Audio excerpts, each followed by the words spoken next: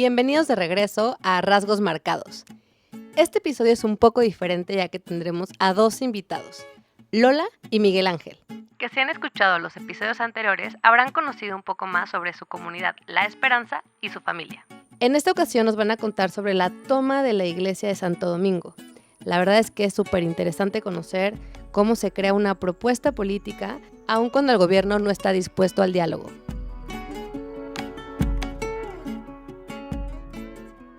Esto es en 1990, entre mayo y junio de 1990. Esto es justo en la época en que está por empezar el Inti Raymi. Entonces, justo antes de empezar el Inti Raymi, se organiza las comunidades que tienen problemas y conflictos de tierras con las haciendas, en las provincias especialmente de la Sierra Norte, Centro y Sur del Ecuador.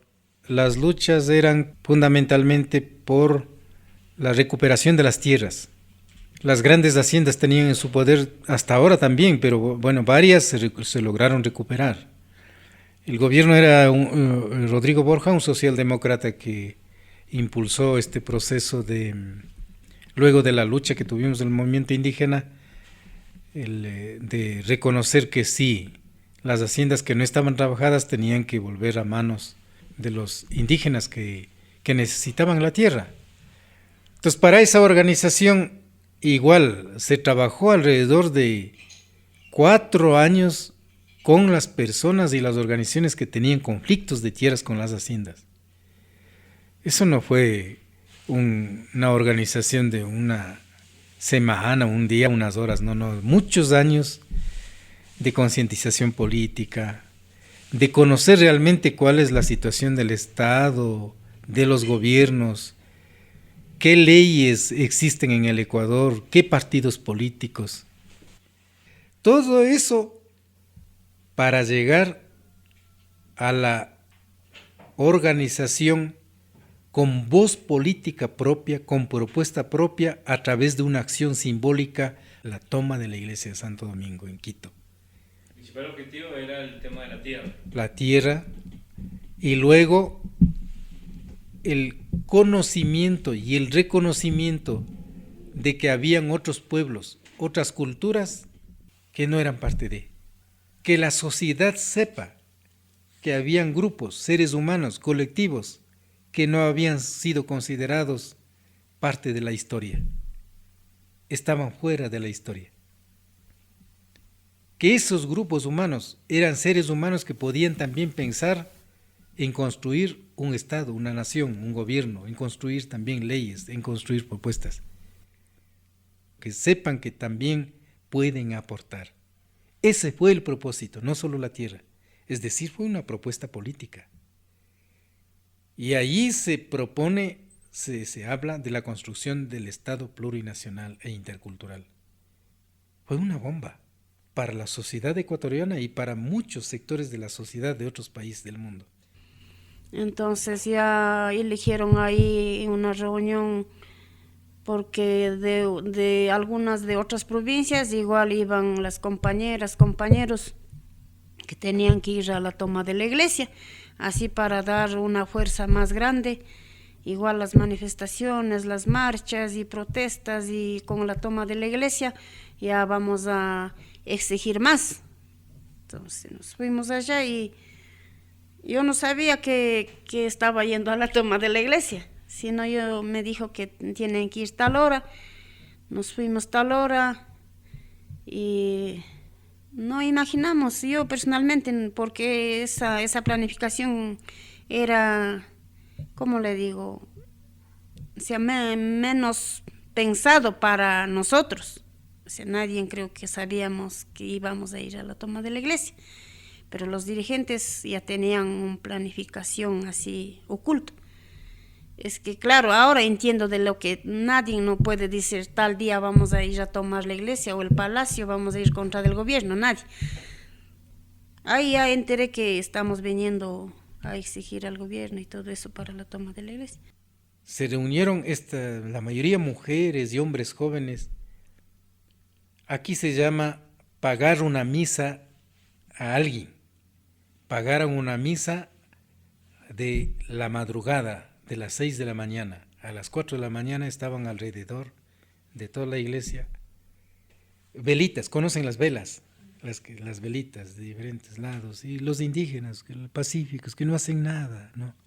Estaban en diferentes lados. A la hora en punto estaba absolutamente trazado, muy bien, para entrar,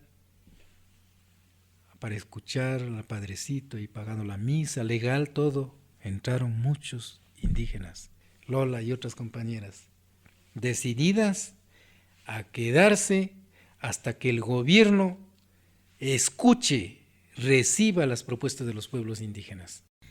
Entramos ahí a la iglesia y el cura justo había estado en la misa.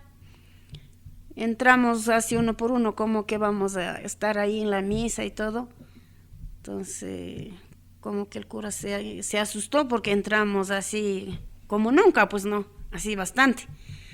Entonces el cura dijo, oh Señor, Dios mío, no sé qué, algo pasa aquí. Entonces uno de esos ya los dirigentes entraron con nosotros adelante y un dirigente o dos puede haber sido, cerraron la puerta, esa puerta grande de la iglesia y con candado y todo. Entonces ahí se asustaron los que estaban ahí dentro de la iglesia también. Los que estaban ahí, los señores de Quito, o sea, en el centro de Quito, pues. Es una iglesia histórica y todo, de Santo Domingo, iglesia de Santo Domingo. Entonces ahí ya después ya un dirigente pasó a hablar con el cura, que le preste la casa de Dios, que vamos a estar aquí. Ya el cura aceptó y también dijo, bueno, entonces es su casa. Y salió. Entonces ahí estábamos como 8 días o 15 días. Estábamos ahí y no estábamos solo nosotros, sino nos apoyaron toda la gente del pueblo de Quito, de las comunidades igual, en la protesta y todo. De la alimentación igual nos daban ahí, llegaron unos compañeros así con las ollas, con la comida, y la gente del pueblo también nos apoyaron con la comida y todo. Entonces ahí cada vez los dirigentes, claro, en ese tiempo todavía creo que no había celulares, no, claro que ocupaban, pero poca gente, no como ahora todos. Entonces llegaban ya los dirigentes a comunicarnos qué está pasando afuera, está aceptando nuestro diálogo, nuestro plan de pedidos y así. Entonces ahí pasábamos así y siempre con consignas, gritando, cantando un poco así. Una de esas, un día ya para desalojarnos, entraron los militares por el techo y nos echaron esas bombas lacrimógenas que dicen eso. Y ahí igual unos dirigentes estaban ahí y dijeron que no tenemos que asustar y tampoco no nos pueden matar aquí adentro porque estamos en la casa de la iglesia. Así, y siempre las tardes, por las mañanas, hay reuniones informándonos qué está pasando con el gobierno y todo eso. Y una de esas ya nos echó unas 2 bombas dentro de la iglesia y no sabíamos a dónde escapar y nos metimos ahí por dentro de los curas que tienen algunas cosas de ahí, pero entra como el gas, entra por todo lado y no aguantábamos y creo que igual llevamos ese bicarbonato, limones, así, entonces con eso nos defendemos y no salimos de la iglesia. Estábamos ahí, claro, ellos han de haber pensado que con el susto de las bombas íbamos a salir. Y el gobierno en ese tiempo, el socialdemócrata Rodrigo Borja, no aceptó el diálogo. Y Lola y otras compañeras decidieron quedarse, incluso decidieron quemar la iglesia. Tomaron esa decisión de quemarse en la iglesia y de quemar la iglesia, porque ya no escuchaba. Estaban los militares, las fuerzas armadas, la policía en todas las haciendas, en todos lados, y yo estaba justamente dirigiendo una toma de una hacienda. Había muchas haciendas tomadas por nosotros y yo dirigía una de ellas. Yo era coordinador de conflictos de tierras en el Ecuador. Y yo estaba en una hacienda tomada y no dejábamos que los dueños entren y nosotros nos tomamos. Esa volvió a ser parte de una cooperativa. Aunque claro, tuvimos que pagar. No es que los hacendados se quedaron sin tierra, tuvimos que pagar. Y mucha plata ganaron más bien, ¿ya? Entonces esa toma de la iglesia de Santo Domingo permitió que sobre todo los gobiernos de Europa digan, bueno, sí, los indios por primera vez en la historia están reclamando lo justo. Gobierno, tienes que respetarle, que no haya más muertes. La toma de la iglesia de Santo Domingo fue simbólicamente muy importante en el mundo para que se escuche en todas partes porque era lo justo. Pero como no nos escuchaban ni a través de la toma de la iglesia, organizamos otro tipo de acciones desde las acciones que habíamos tomado en territorio. Era el levantamiento de 1990.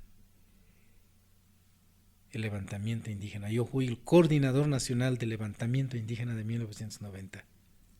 Se levantó el Ecuador entero. Claro, la mayoría indígenas.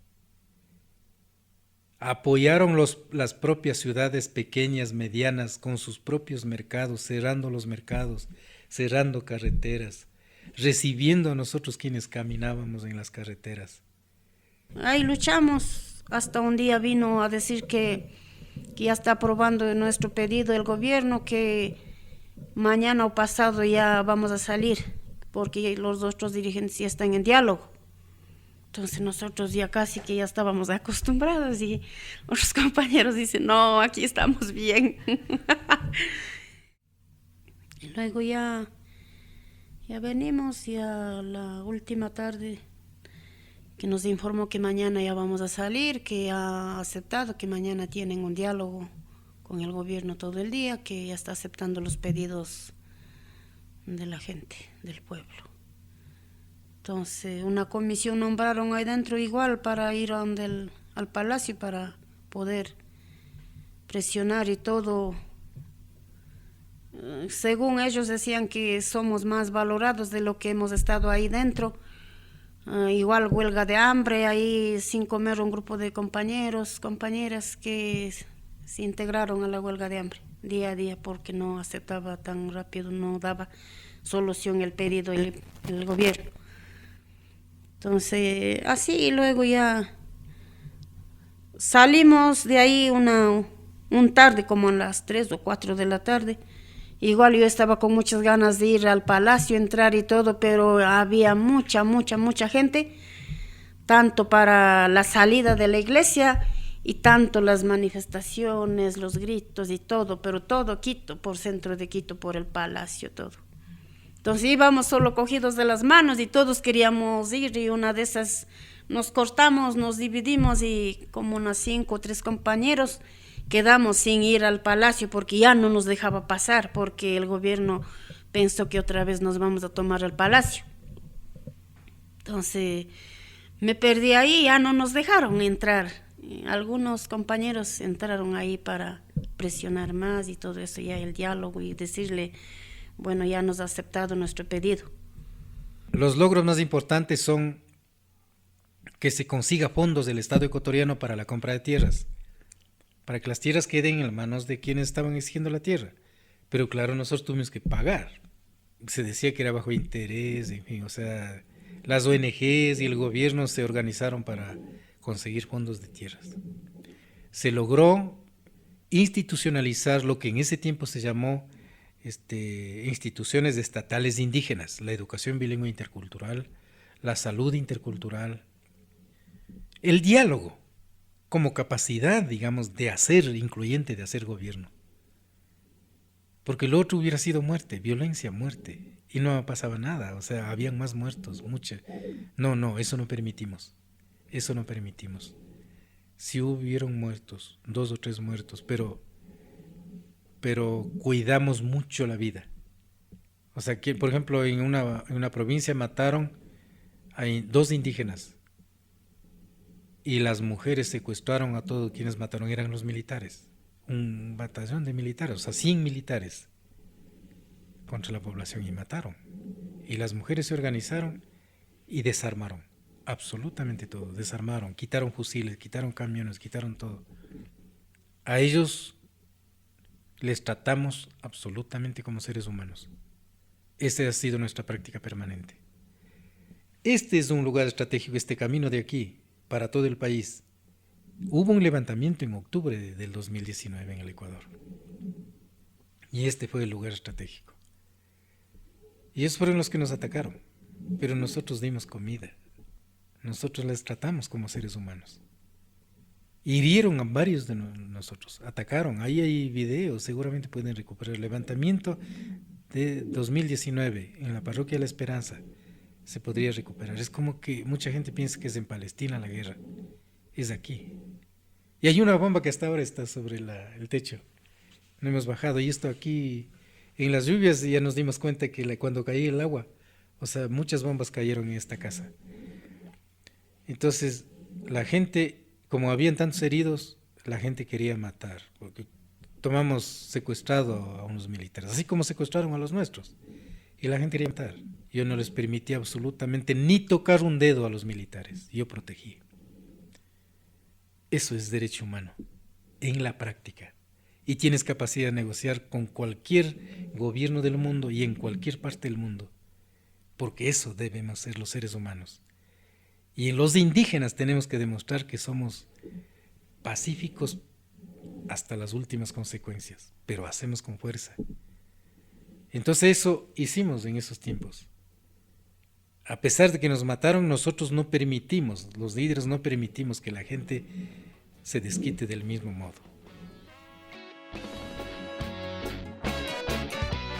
Una historia muy importante nos han contado Miguel Ángel y Lola, muy valiosa para la historia del movimiento indígena en el Ecuador y también, como Miguel Ángel decía, para otros países y para la construcción de políticas públicas.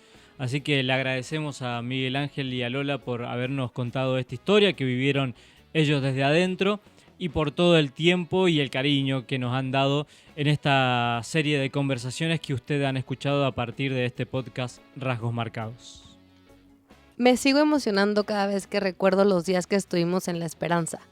La verdad que aprendimos muchísimo de Lola y Miguel Ángel, también de Condorcanqui y sus hermanos.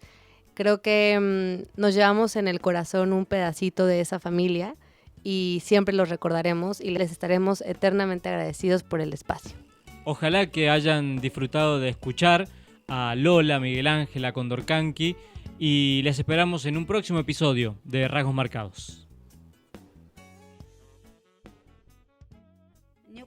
Ñuka shimipi nini kangunata abirkambashuti Rubén, Karin, shamushkamanda yupaychani nini kay wasipi pakta kankunawan yalikushkamanda y kay entrevista ñukapa vidamanda grabashkamanda yupaychani nini y shu punllapi tigramuchun munani.